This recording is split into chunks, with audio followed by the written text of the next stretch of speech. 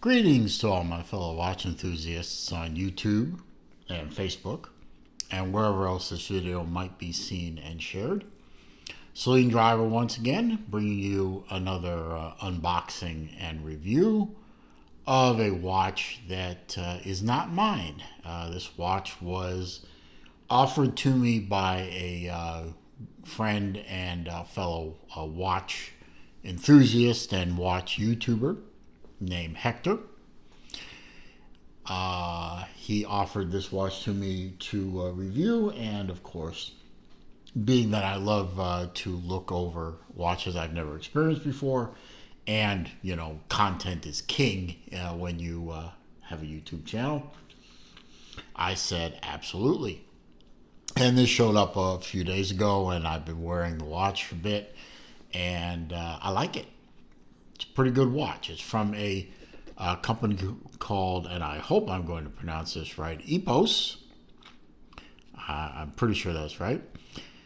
Artistry in Watchmaking, Switzerland. So a Swiss watch today, which is nice. Take off the slightly worn outer sleeve, which kind of flimsy. But you get a very nice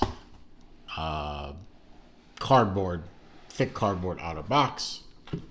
Inside the outer box is, of course, the inner box, kind of a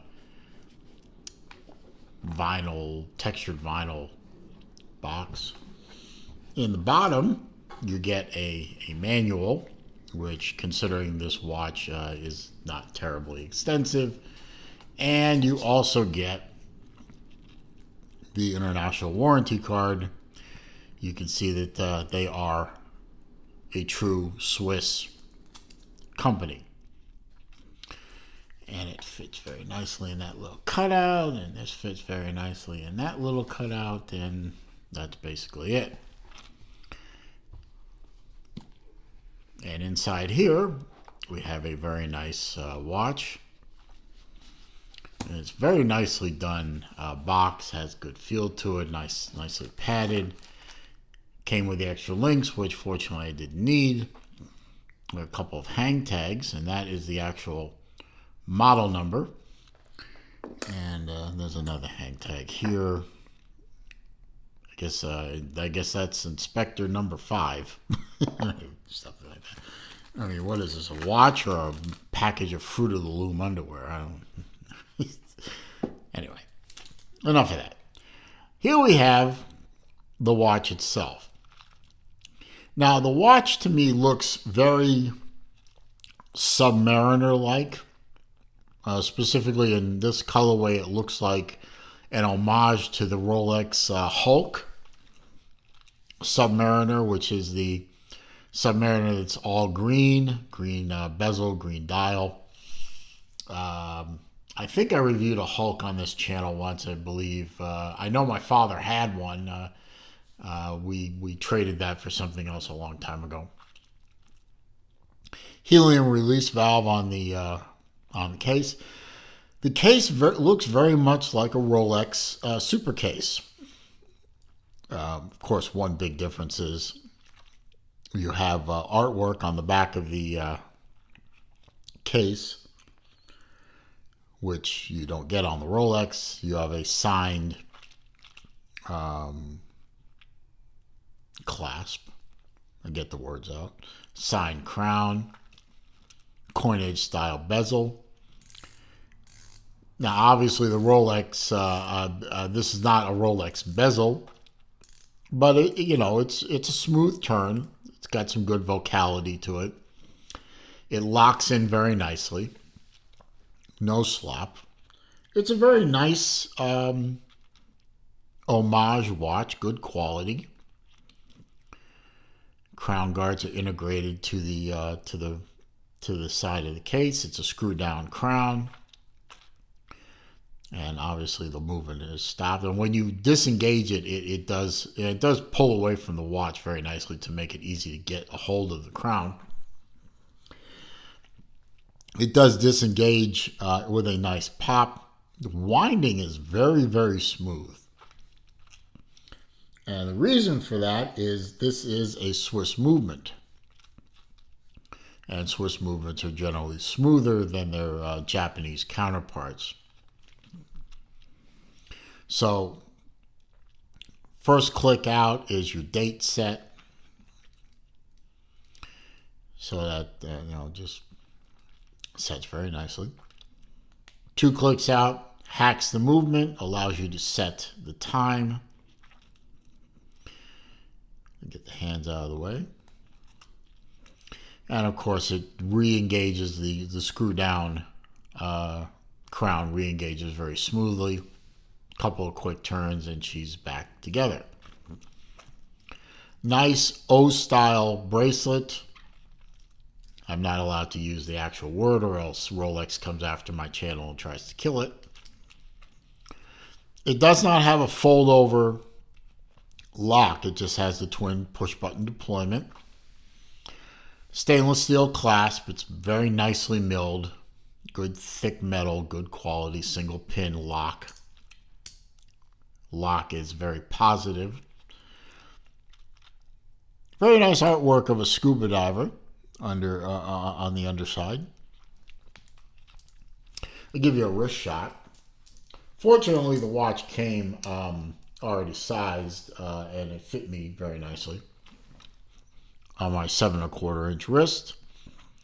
You can see it fits beautifully.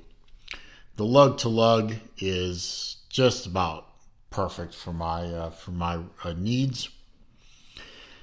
Probably given the size of the case and the lug to lug distance, I'm thinking nothing, no wrist lower than 6½ inches is going to look quite right. It's not a very thick watch. It will fit under a long sleeve. Obviously, this is not going to be a dress watch, so under a dress cuff, you're not wearing this watch. But then again, you have other watches for dress.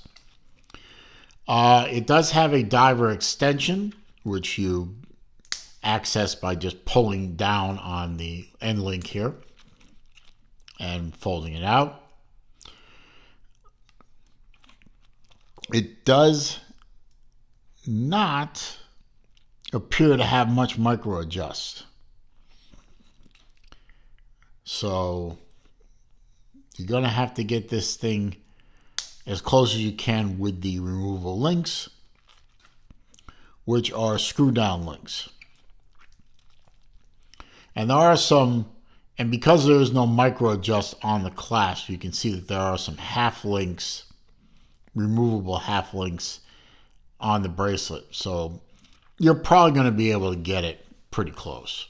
You see that's a full length link and that's a half. The only little watch that I ever had or in my possession that had half links that worked to get the thing close was my old Grand Seiko Snowflake, but that had a butterfly clasp, so there was no micro adjust on that clasp either. So half links are a good way to kind of get around that.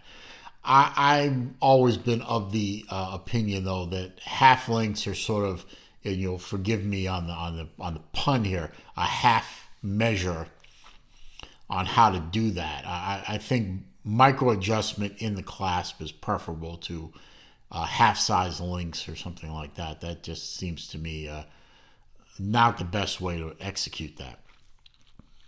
But having said that, once it's locked in to your size, it's very comfortable.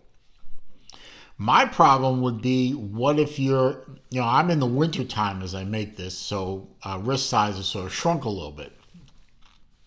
What if you're in the summertime, and in the summertime heat, your wrist swells a little bit and you've got no micro adjust, and all of a sudden your perfectly fitting watch is too tight? Something to think about. But I'm going to go over my sheet of facts here so you can learn a bit more about the watch. This watch is simply known as the Epos 3504 Diver.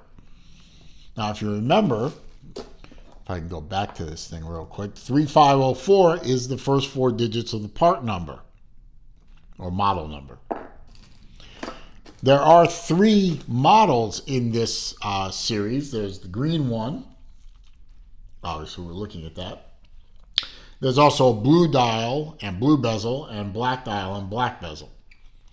They all pretty much look the same as this one except for the color. This is Swiss made, as I've said, and you can see down there at the 6 o'clock it does say Swiss made. The movement inside is a Swiss movement. It is the venerable Sellita SW200 movement.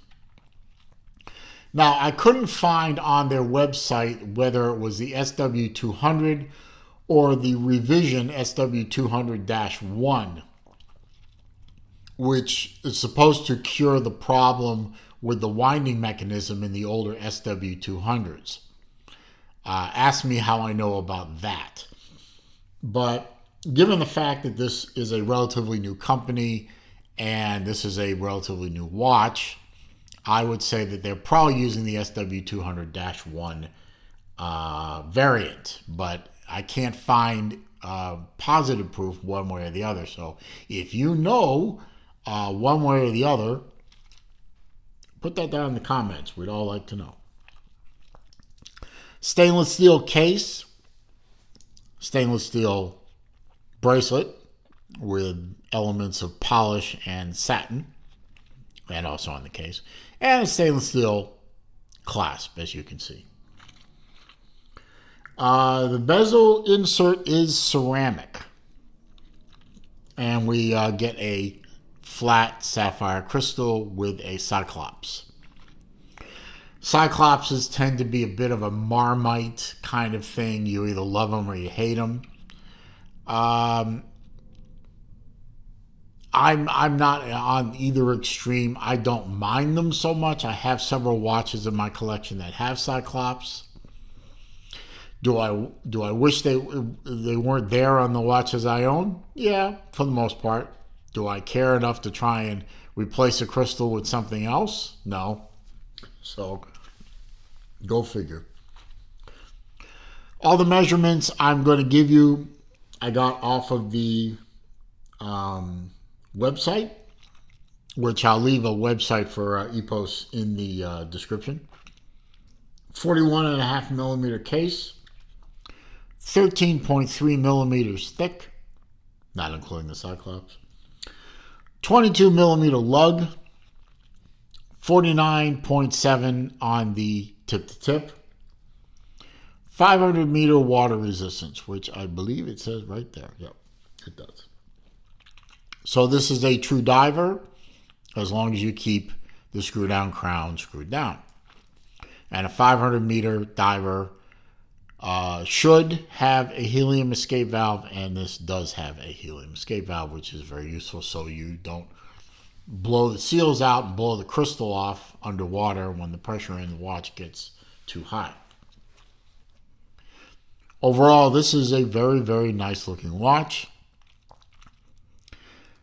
It's good value for money, sapphire crystal, ceramic bezel, good solid stainless steel construction. It has good weight to it.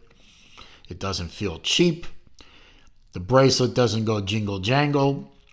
The links are easy to work with.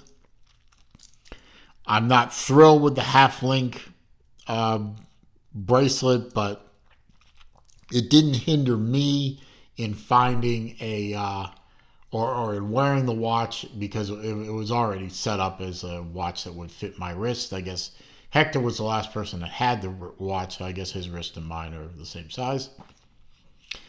I still reiterate, I think a bracelet with micro adjusting, even if it's just the old style spring bar that you need a tool to work with, is superior to this method in terms of long-term flexibility of the watch, but that's just my opinion. You may feel differently, and that's fine. But I like the watch. I definitely think you should go to their website and check it out. And I hope also that you found this video to be entertaining, informative, useful. If you did, I'd appreciate a thumbs up. The thumbs up, the like button, whatever you want to call it, that does help with the YouTube search algorithm, and that is always helpful to my channel. It only takes a half second to click it, so please don't forget. Comments, questions, suggestions down below. I do read them all. I do respond to them all. However, if you are going to troll me, or you're going to try anyway, or you're going to leave links to bad places on the internet, I'm simply going to delete the comment and block the commenter. If you're new to the channel, welcome. I hope you will become a subscriber. If you're not new to the channel, but you're not a subscriber yet, please become a subscriber. Help me get this channel to grow a little bit more. I'd appreciate it. When you click the subscribe button, don't forget to click the bell icon so that when I upload new videos or I do a live stream, you will be alerted. And as I always say at the end of my videos, it is a crazy old world out there. It's not getting better. I wish it was. People rag me on that. Oh, Celine, you're always saying the world is a crazy, dangerous place, and you don't think it's getting any better. Don't you want it to get better? Of course I do. I have children, adult children, young adult children. I want them to live in a better world than I lived in. But just because I want it to be better doesn't mean it will. But regardless of that, it is a crazy old world out there. I don't think it's going to get any better anytime soon. So I always ask of my viewers, please be safe out there. Be careful. Be well. See you soon.